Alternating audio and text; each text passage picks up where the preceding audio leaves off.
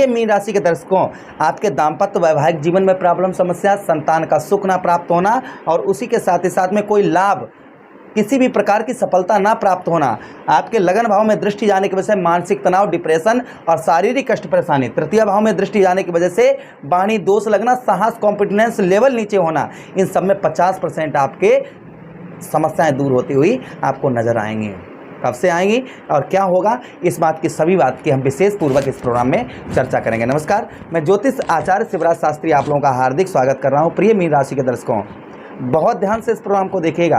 इस प्रोग्राम को आप अपनी लगन पर देखेंगे तो आपको बहुत सटीकता मिलेगी, आप अपनी चंद्र राशि पर देखेंगे तो आपको बहुत सटीकता मिलेगी। आपको दोनों चीज़ें नहीं पता, मेरी लगन क्या है, मेरी चंद्र राशि क्या है, तब वह स्थिति में इस प्रोग्राम को आप नाम राशि पर देख सकते हैं। चलिए प्रोग्राम को प्रारंभ करते हैं और समझने का प्रयास करते हैं कि आपके सप्तम भाव पर केतु महाराज का पहरा 9 महीने से चल रहा है यहाँ पर, और 18 महीने तक केतु महाराज एक राशि में गोचर करते हैं। तो आपके सप्तम भाव पर केतु महाराज कब से बैठे हैं? 30 अक्टूबर से। अक्टूबर 1, नवंबर 2, दिसंबर 3, जनवरी 4, फरवरी 5, मार्च 6, अप्रैल 7, मई 8 और जून 9वां महीना चल रहा है। अर्थात आधा समय इनका व्यतीत हो चुका है, आधा समय इनका सप्तम भाव पर रह गया है। तो 50% जो समस्याएं आपके साथ जीवन में करेक्ट हो रही थी, वह 50% समस्याएं जो है वह आपकी दूर होती हुई नजर आएंगी। चलिए प्रोग्राम की ओर आगे बढ़ते हैं और समझने का प्रयास करते हैं। अगर आप अपनी कुंडली का विश्लेषण करवाना चाहते हैं विस्तार पूर्वक, अनलिमिटेड A to Z समय के साथ में, तो हमारे दिए गए नंबर पर आप संपर्क करके अपनी कुंडली का विश्लेषण, एनालाइज विस्तार पूर्वक अच्छी तरीके से करवा सकते हैं। अच्छा, उसी के साथ ही साथ आप हमारे गौ मैया के, हमारे छोटे से गौशाले में गौ मैया की सेवा करना चाहते हैं, जो भी आपकी श्रद्धा हो, तो हमारे दिए गए नंबर पर, किसी भी नंबर पर आप जो है गौ मैया की सेवा ले सकते हैं। चलिए प्रोग्राम को प्रारंभ करते हैं और समझने का प्रयास करते हैं कि सप्तम भाव पर जो केतु महाराज का प्रभाव है वह कितना कम होगा। तो सबसे पहले बताते चलें, जो आपके पारिवारिक जीवन में, आपके दाम्पत्य जीवन में जो प्रॉब्लम, समस्या चल रही थी, जैसे पत्नी से बार बार लड़ाई झगड़ा होना, छोटी छोटी बातों पर, पति से छोटी छोटी बातों पर लड़ाई झगड़ा होना, छोटी छोटी बातों पर बौखलाहटपन, चिड़चिड़ाहटपन, ये चीज़ें आपकी बनी हुई थी। पत्नी के साथ अनबन चल रही थी, पत्नी मायके चली गई थी या पति घर छोड़कर चले गए, दाम्पत्य जीवन में खुशहाली नहीं, जो प्रॉब्लम समस्या चल रही थी, दाम्पत्य जीवन जो खटापन आपके चल रहा था, वह खटापन आपका 50% तक यहाँ पर दूर होगा। जो आपके दाम्पत्य वैवाहिक जीवन में जो समस्या बहुत दिनों से, अर्थात 9 महीने से चल रही थी, पत्नी के साथ अनबन होना, दाम्पत्य जीवन में भरपूर सुख ना प्राप्त होना, वह आपका 50% तक यहाँ पर आपका कम होता हुआ आपको नजर आएगा।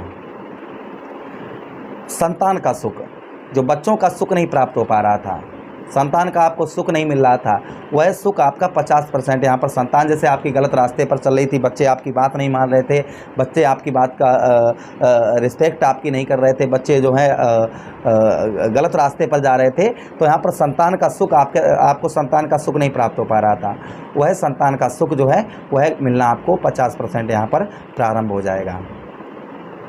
संतान जो है वह आपकी उत्तम अच्छी रास्ते पर 50% आपकी बात की रिस्पेक्ट करेंगे, आपकी ओर उन संतान का आपका ध्यान रहेगा, संतान आपकी 50% तक यहाँ पर बात मानना प्रारंभ कर देगी।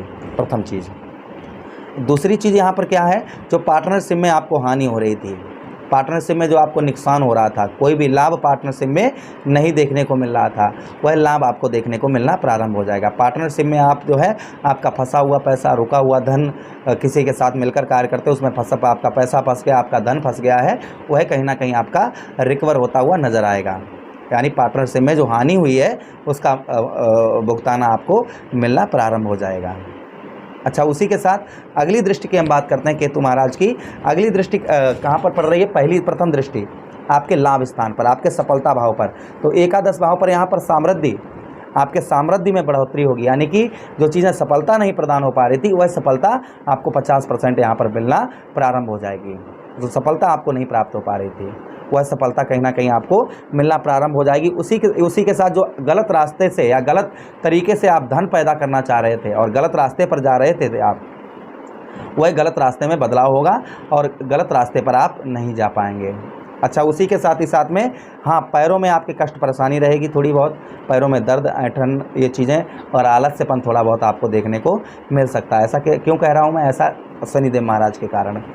अच्छा, उसी के साथ ही साथ में भाई बहनों से यहाँ पर आपका संबंध जो है वह जो अनबन चल रही थी भाई बहनों के साथ में, वह अनबन जो है आपकी दूर होती हुई नज़र आएगी और समृद्धि, यहाँ पर समृद्धि आपके होना प्रारंभ हो जाएगी। अच्छा, लगन भाव में दृष्टि जाने की वजह से आपके लगन भाव पर दृष्टि जाने, बुद्धिहीन, जो आपकी बुद्धि काम नहीं कर रही थी, बुद्धि में कोई इफेक्ट नहीं पहुँच रहा था, बुद्धि आप सही जगह पर इस्तेमाल नहीं कर पा रहे थे, बुद्धि जो है बहुत ज़्यादा मानसिक तनाव, डिप्रेशन चल रहा था, वह आपका कम होता हुआ आपको नज़र आएगा। बुद्धि में सबसे बड़ा परिवर्तन आपको देखने को मिलेगा। अच्छा, उसी के साथ ही साथ में आपका दिमाग स्थिर नहीं रहता था, बुद्धि स्थिर नहीं रहती थी, वह बुद्धि आपकी स्थिर होना प्रारंभ हो जाएगी। मानसिक तनाव, डिप्रेशन, जो शारीरिक कष्ट परेशानी का आपको सामना करना पड़ रहा था, वह शारीरिक कष्ट परेशानी भी आपकी यहाँ पर कम होंगी। जो शारीरिक कष्ट परेशानी से आपको बहुत दिन से सामना करना पड़ रहा था, जैसे बार बार दवाइयाँ लेनी पड़ रही थी, बार बार इस तरीके की जो समस्या बनी हुई थी, वह आपकी कम होती हुई आपको नज़र आएगी। अच्छा, उसी के साथ आपके तृतीया मान सम्मान में भी आपके वृद्धि होगी। जो आपका मान सम्मान है, उस मान सम्मान में भी आपके यहाँ पर केतु महाराज, क्योंकि आपके राहु महाराज भी लगन पर बैठे हुए हैं, तो लगन पर राहु महाराज यहाँ पर कामी प्रवृत्ति, रोगी, कष्ट, परेशानी, ये भी आपकी कम होती हुई आपको नज़र आएंगी।